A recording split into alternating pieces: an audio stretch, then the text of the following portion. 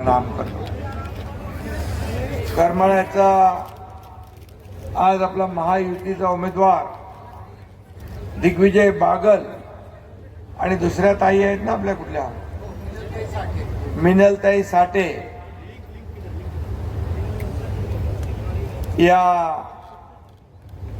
दोन्ही उमेदवार यांचेही मनापासून मी स्वागत करतो, त्यांना शुभेच्छा देतो. व्यासपीठावरील उपस्थित सर्वच महायुतीचे उमेदवार नाही, महायुतीचे पदाधिकारी आणि समोर बसलेल्या माझ्या लाडक्या भगिनी, लाडके भाऊ, लाडके शेतकरी, लाडके ज्येष्ठ आणि सर्व मान्यवर आणि पत्रकार मित्रांनो, खरं म्हणजे करमाळा म्हणजे गुणी माणसांची खाण आहे ना. आणि करमाळ्याचा माणूस म्हणतात सगळ्यांना जिंगाट करून सोडतो. करमाळ्यामध्ये जादू आहे. आता करमाळ्यामध्ये आपले मामा डिगा मामांचे सुपुत्र दिग्विजय उभे आहेत. आता दिग्विजयच्या नावातच विजय आहे. अर्ध काम आपलं सोपं झालंय, पण एवढ्यावर आपल्याला थांबायचं नाही. रश्मीताई इकडे आहेत, आपल्या मिनलताई आहेत. रश्मीताई कुठे गेल्या? त्याही इकडे आहेत. हे सर्वजण गेले अनेक वर्ष काम करतात. मंगेश आहे आमचे शिवाजीराव आहेत, आमच्या ज्योतिताई आहेत आणि महेश पण आहे. सर्व लोक कामाला लागले आहेत आणि डिगा मामांचं काम जे आहे, त्यांचं नाव जे आहे, हे नाव या भागामध्ये कायम त्यांच्या कामाची जी काही पोचपावती आहे ती तुम्ही या निवडणुकीत दिग्विजयला दिल्याशिवाय राहणार नाही, अशा प्रकारचा विश्वास या ठिकाणी व्यक्त करतो. खरं म्हणजे गेल्या 2 वर्षामध्ये सरकारने केलेली कामं आपल्या समोर आहेत. खरं म्हणजे मग सर्वसामान्य माझ्या लाडक्या बहिणींची योजना, माझ्या लाडक्या भावांना युवा प्रशिक्षण योजना, शेतकऱ्यांची योजना आणि ज्येष्ठांची योजना, मला आनंद आहे. माझ्या लाडक्या बहिणींना लाडक्या बहिणींच्या खात्यात पैसे आले. हात वर करा, किती लोकांचे आले? जवळपास भरपूर सगळ्यांचे झालेले आहेत. जे काय राहिले त्यांनाही वंचित आम्ही ठेवणार नाही, त्यांच्याही खात्यात पैसे जाणार. आणि इकडं युवक प्रशिक्षण जे आहे, प्रशिक्षण भत्त्याची नावं तुम्ही नोंदली आहे. युवकांची 6,000, 8,000 आणि 10,000 प्रशिक्षण भत्ता देणार हे देशातलं पहिलं राज्य आहे. युवकांना आतापर्यंत कधीही अशा प्रकारची योजना केली नव्हती, पण आपल्या सरकारने केली आहे. खरं म्हणजे करमाळा एक धडाकेबाज धडाडीच्या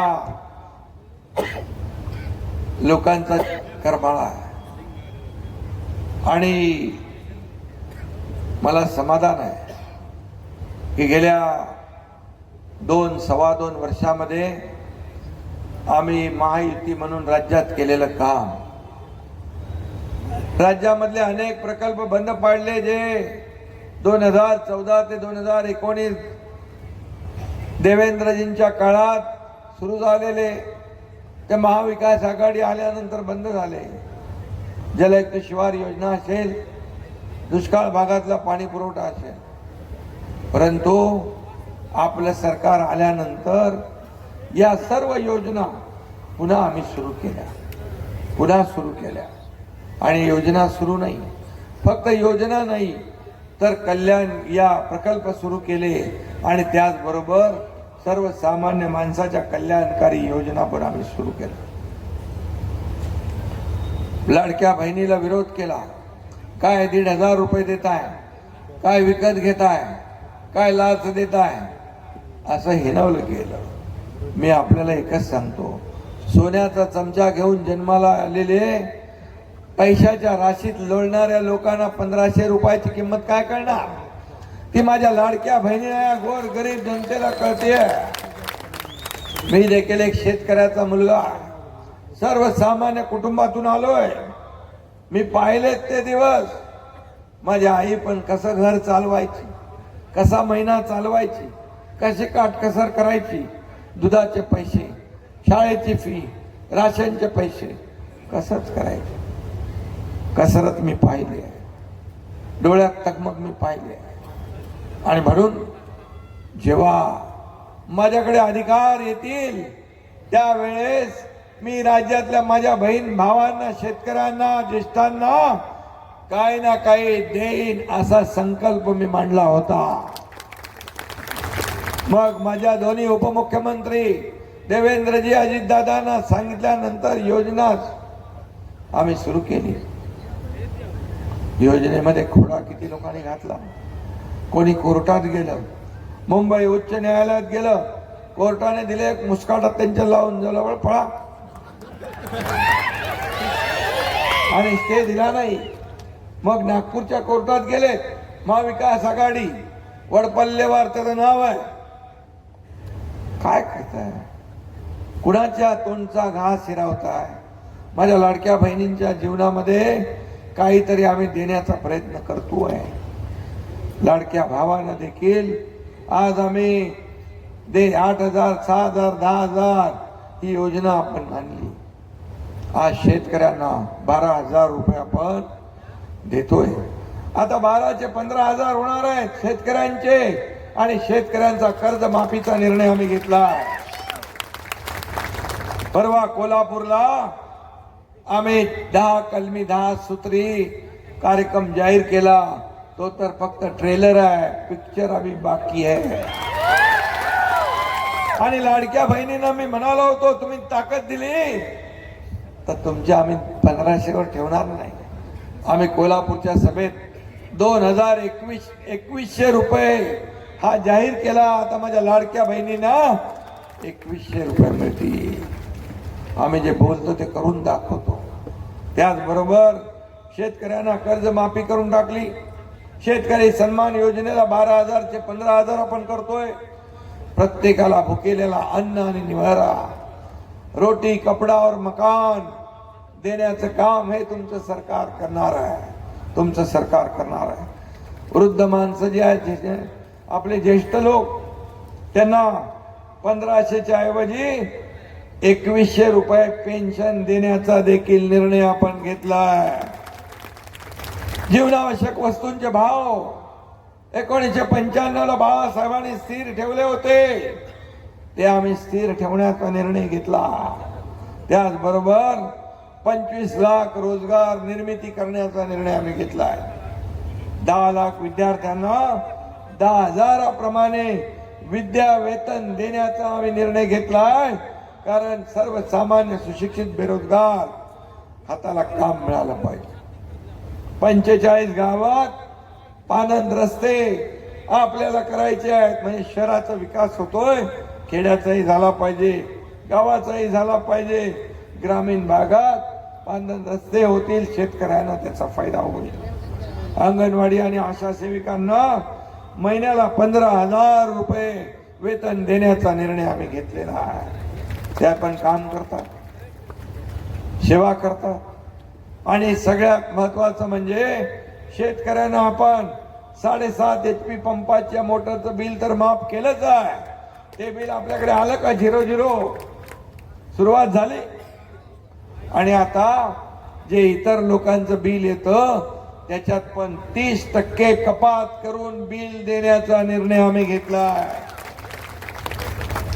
आणि सरकार स्थापन झाल्यानंतर 100 दिवसाच्या आत विजन महाराष्ट्र हे जाहीर करण्याचाही निर्णय आम्ही घेतलेला आहे. महाराष्ट्र कसा असला पाहिजे? अरे 2-2.25 वर्षामध्ये आम्ही एवढं करू शकलो, याचा आनंद आम्हाला आहे, याचं समाधान आहे. आणि म्हणूनच येत्या काळामध्ये ज्या योजना आम्ही केल्या, ज्या योजनामध्ये विरोधकांनी खोडा घातला, आता मला काल परवा समजलं की त्यांनी पण महालक्ष्मी योजना काढली.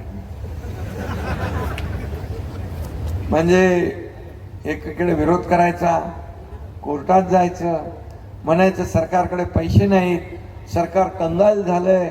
मग तुम्ही म्हणाले 46,000 कुठून आणणार? मग त्यांनी जाहीर केलेल्या योजनांचा खर्च 92,000 होतोय. मग 92,000 तुम्ही कुठून आणणार? म्हणजे नुसतं फसवणूक.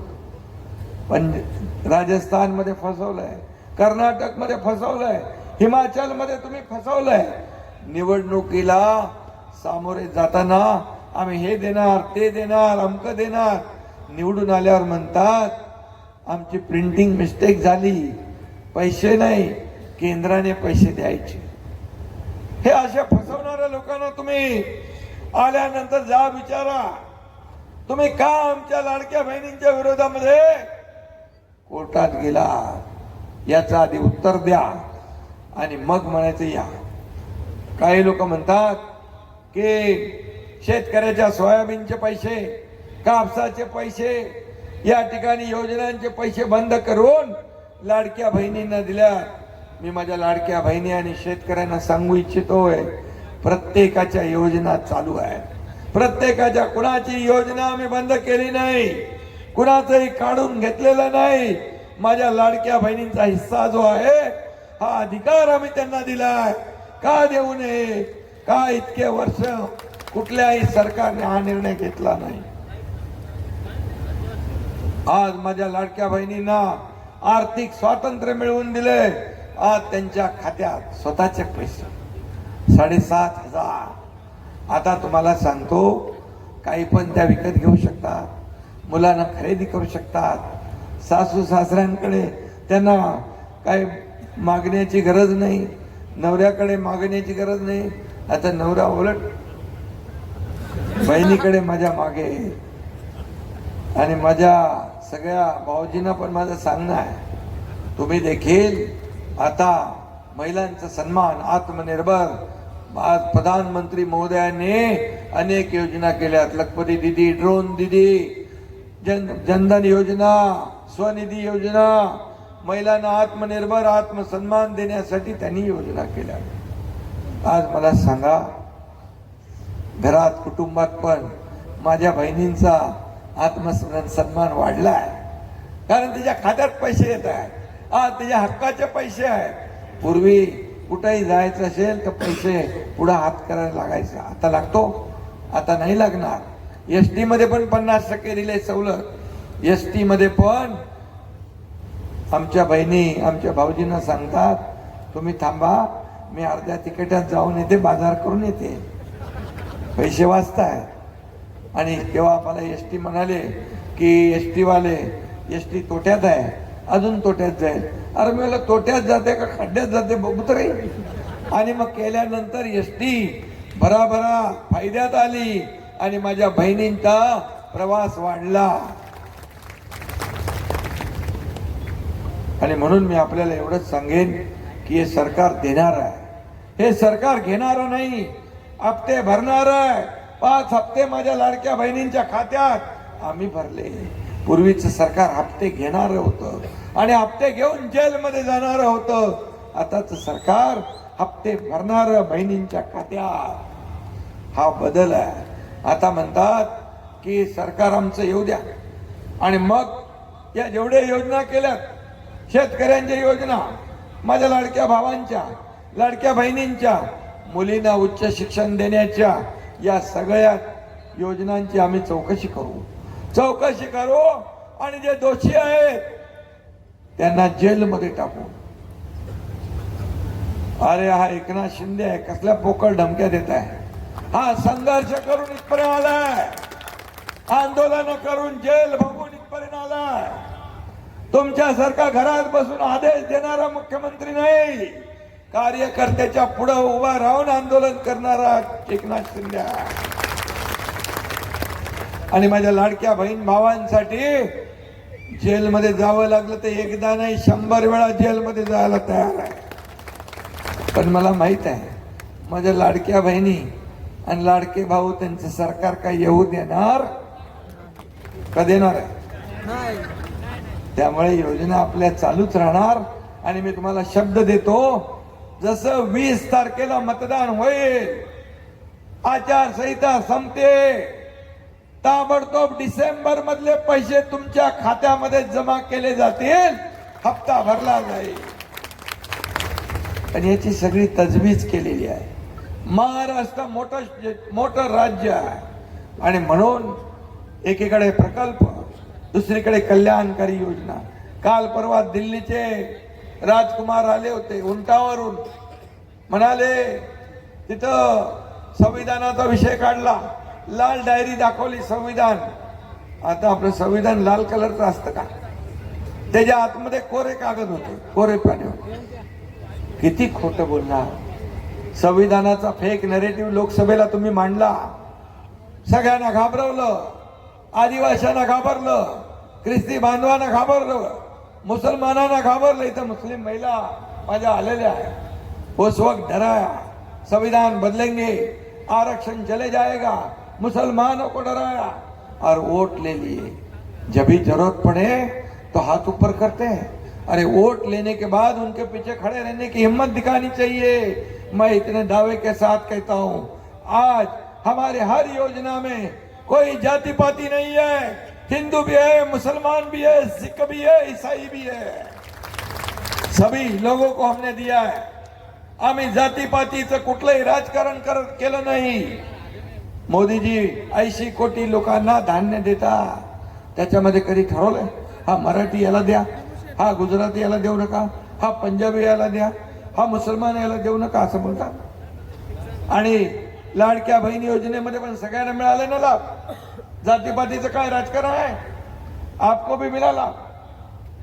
आपके सभी लोगों को यहाँ पर जात पात धर्म योजना में नहीं है. सगळ्यांना सर्व योजना म्हणून माझं सगळ्यांना सांगणं आहे, तुम्ही विचारपूर्वक मतदान करा. तुम्ही 2 वर्ष बघितलं आपलं सरकार, मंदिर, धार्मिक स्थळ, मंदिर, मस्जिद, गिरजाघर सगळं बंद केलं होतं, टाळे मारले होते. उघडायसाठी आंदोलन करायला लागलं.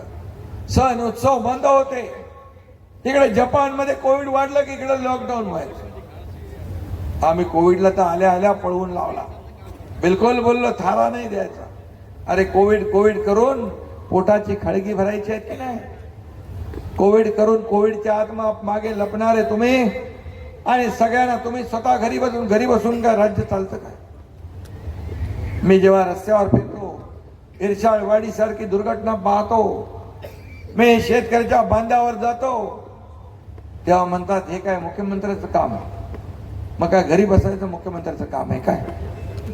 का गुंटावरून शेळ्या हाकायचं मुख्यमंत्र्याचं काम आहे का? फेसबुक लाईक करायचं काम आहे? कोमट पाणी प्या, हात धुवा. अरे बाबा, पोटाला पाहिजे, पोटाला. तेव्हा हा एकनाथ शिंदे पीपी किट घालून रस्त्यावर आणि गेलं हॉस्पिटल मध्ये लोकांना धीर देत होता. असं सरकार पाहिजे. आणि म्हणून मी सीएम म्हणजे चीफ मिनिस्टर नाही म्हणत स्वतःला. सीएम म्हणजे कॉमन मॅन, सर्वसामान्य माणूस. आणि म्हणून मला विचारतात लोक, कधी जेवता, कधी झोपता, कधी उठता? अरे मी बोलो मलाच माहित नाही दिवस कधी संपतो ते. एवढी माणसं असतात आणि शेवटच्या माणसाला भेटून जातो मी. तुम्हाला मी सांगतो, वर्षा निवासस्थान पहिला बंद होता, पाबंदी होती. आता वर्षा सगळ्यांसाठी खुलं केलेलं आहे. कुणाचं आहे ते? कुणाच्या मालकीचं नाही, या जनतेच्या मालकीचं आहे, सर्वसामान्य लोकांचं. माझ्याकडे आलेला माणूस खाली हात जाऊ नये एवढीच प्रार्थना मी देवाकडे करतो, बाकी काहीच करत नाही. आणि म्हणून हा एकनाथ शिंदे सर्वसामान्यातला, सर्वसामान्यांचा मुख्यमंत्री आहे. आणि म्हणून हे सरकार सर्वसामान्यांचं, हे जे सरकार आहे हे सर्वसामान्यांच्या प्रगतीसाठी काम करत आहे. आणि म्हणून मी आपल्याला एवढंच सांगतो की 2-2.25 वर्षात केलेलं काम बघा. आम्ही 124 सिंचन प्रकल्पांना मान्यता दिली. आधीच्या सरकारने किती दिली ऐकून बघितलं तर तुम्हाला 4 सिंचन प्रकल्पांना फक्त. आणि या एकनाथ शिंदेच्या महायुतीच्या सरकारने 124 सिंचन प्रकल्पांना मान्यता दिली. हा फरक आहे, हा फरक आहे. हिम्मत लागते. मंगेश चिवटे आता इथे उभा आहे. मी मुख्यमंत्री सहायता निधीमधून 2.5 वर्षात आधीच्या सरकारने, आधीच्या मुख्यमंत्र्यांनी फक्त 4 कोटी रुपये दिले. पण या एकनाथ शिंदेने 350 कोटी रुपये दिले. 350 कोटी. 80-90 हजार लोकांचे जीव वाचवले. कशाला पाहिजे मुख्यमंत्री? कशाला पाहिजे तुमचे पेन? कशाला पाहिजे तुमच्याकडे अधिकार? अरे लोकांचे जीव वाचवण्यासाठी त्याचा वापर करा.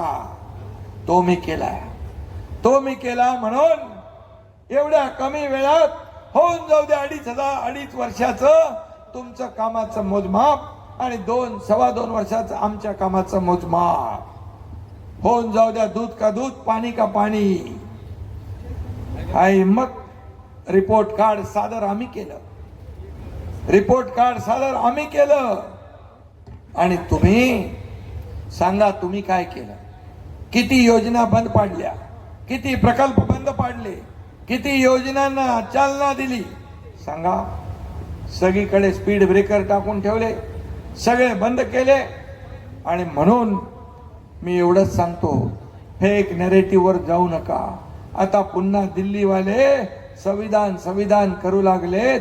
पण संविधान दिन साजरा करण्याचं काम मोदीजींनी केलं. आज बाबासाहेबांना 2दा पराभूत करण्याचं काम काँग्रेसने केलं. बाबासाहेब म्हणतात काँग्रेस हे जळकं घर आहे, त्याच्यापासून सावध राहा.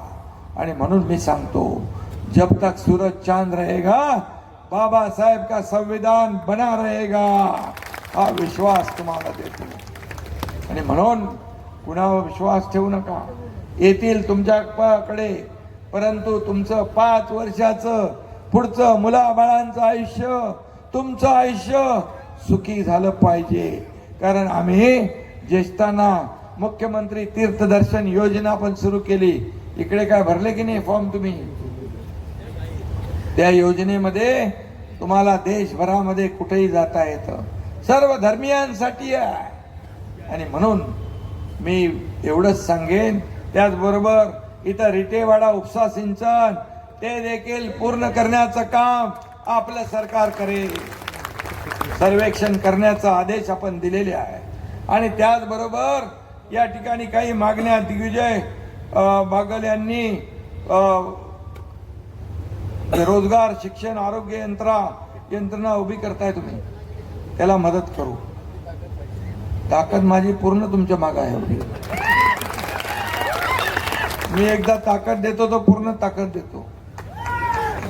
आणि म्हणून तुम्हाला माहित आहे की हे सगळे मंगेश MIDC आहे, अत्याधुनिक उपजिल्हा रुग्णालय आहे, कुर्डू येथील बेंद ओढा पाणी प्रश्न आहे, करमाळा केळी संशोधन केंद्र आहे, आदिनाथ सहकारी साखर कारखाना, मकाई सहकारी साखर कारखाना यांना पण आपल्याला मदत करायची आहे. आणि करमाळा शहरातील पिण्याच्या पाण्याचा प्रश्न आहे, तोही सोडवायचा आहे. धरणग्रस्तांना पर्यायी जमिनी वाटप झाल्या नसतील त्यांचा हक्क देखील कोणी मारणार नाही, तोही देऊ. आणि म्हणून हे देणारच सरकार आहे. मी दिग्विजय जर कार्यकर्त्यांच्या मागे उभा राहिला नसतो तर 50 आमदार सत्तेवर लात मारून माझ्यासोबत आले नसते. 50 आमदार माझ्या सोबत आले, काही विचार नाही केला. 8 मंत्री होते, त्याच्यात मंत्रीपद सोडून दिली. कारण शिवसेना वाचवायची होती, धनुष्यबाण वाचवायचा होता, बाळासाहेबांचे विचार पुढे न्यायचे होते. आधीच्या सरकारमध्ये असलेले मुख्यमंत्री यांनी बाळासाहेबांचे विचार काँग्रेसच्या दावणीला बांधले, धनुष्यबाण घाण टाकला. आणि बाळासाहेबांनी कमावलेला धनुष्यबाण जर आपण धाडस केलं नसतं तर त्यांनी कधी विकून टाकला असता. तो वाचवला, शिवसेना वाचवली. आज शिवसेनेचा भगवा, त्याच्या धनुष्यबाण दिसतोय. याच्यासाठी आम्ही मेहनत घेतली. कष्ट घेतले आणि जीवाची बाजी लावली. काय होईल याचा परिणामांचा आम्ही विचार केला नाही. लढू आणि जिंकू हा निर्धार आम्ही केला. आणि त्यावेळेस 2-2.25 वर्षापूर्वी आमचा लढा, आमचा उठाव, आमची क्रांती फक्त राज्याने नाही, देशाने नाही, तर जगभरातल्या 32 देशाने बघितली. 32 देशांनी त्याची नोंद घेतली. कोण आहे? एकनाथ शिंदे. त्यामुळे चिंता करू नको. तुझ्या पाठीशी एकनाथ शिंदे पूर्ण ताकदीने भक्कमपणे उभा आहे. या करमाळ्याचं नंदनवन करा, या करमाळ्याचा विकास करा, या करमाळ्याला या ठिकाणी विकसित करा. मला माहित आहे पूर्वी 2.5 वर्षात 10-10, 20-20 कोटीसाठी लोकांना एवढ्या चक्रा मारायला लागायच्या, एवढं प्रयत्न करायला लागायचे. पण एकनाथ शिंदे महायुती सरकार आल्यावर एकेकाच्या मतदारसंघात 1,500, 2,000, 3,000 कोटी रुपये देण्याचं काम या एकनाथ शिंदेने केलंय विकासासाठी. आणि म्हणून मी दिग्विजयला मनापासून शुभेच्छा देतो. दिग्विजयचं अभिनंदन करो, अभिनंदन करो. सगळ्यांनी हात वर करून सांगा, दिग्विजय आणि आपली लाडकी बहीण मिनल साठे यांच्यासाठी सगळ्यांनी हात वर करून मला अभिवचन द्या की रेकॉर्ड ब्रेक मताने, विक्रमी मताने आपण यांना विजयी करणार. आणि फटाके तर दिवाळीत वाजले, काय ठेवलेत की नाही बाकी. 23 तारखेला आपल्याला छोटे मोठे टिकल्या, आपल्याला ॲटम बॉम्ब फोडायचा आहे, विजयाचा ॲटम बॉम्ब. सगळ्यांना खूप खूप धन्यवाद. सगळ्यांनी बघा, मनापासून काम करा. मागच्या लोकसभेत गाफील राहिलो आपण, असं गाफीलपणा चालणार नाही. एक मत महायुती सरकार आणायचं ना परत. शेतकऱ्यांचं कर्जमाफी केली आहे, लाडक्या बहिणी योजना, लाडक्या भाऊ योजना, मुलींचं शिक्षण योजना, ज्येष्ठांच्या योजना सगळं चालू ठेवायचं आहे ना. मग महायुतीचं कोणाला आता ज्यांनी विरोध केला ते तुमच्याकडे येतील, आम्ही हे देतो ते देतो, फसवायला येतील. पण त्याच्यामध्ये तुम्ही जाऊ नका. तुमच्या शेतकऱ्याच्या पोरावर विश्वास ठेवा. मी आपल्यातला आहे, आपल्यातलाच एक आहे. त्यामुळे जे बोलतो ते करून दाखवतो. कारण एकदा शब्द दिला की तो शब्द मागे फिरवायचा नाही. हे बाळासाहेबांनी आणि आनंद दिघे साहेबांनी मला शिकवलेलं आहे. आणि म्हणून तुम्हाला माझी विनंती आहे, 20 तारखेला तुम्ही थोडासा वेळ द्या. आणि त्यानंतर 5 वर्ष दिग्विजय बागल आणि मिनल साठे तुम्हाला सेवा करायला वेळ देतील. आणि त्यांच्या पाठीशी हा तुमचा लाडका भाऊ एकनाथ शिंदे पूर्ण ताकदीने उभा राहील. धन्यवाद. जय हिंद, जय महाराष्ट्र.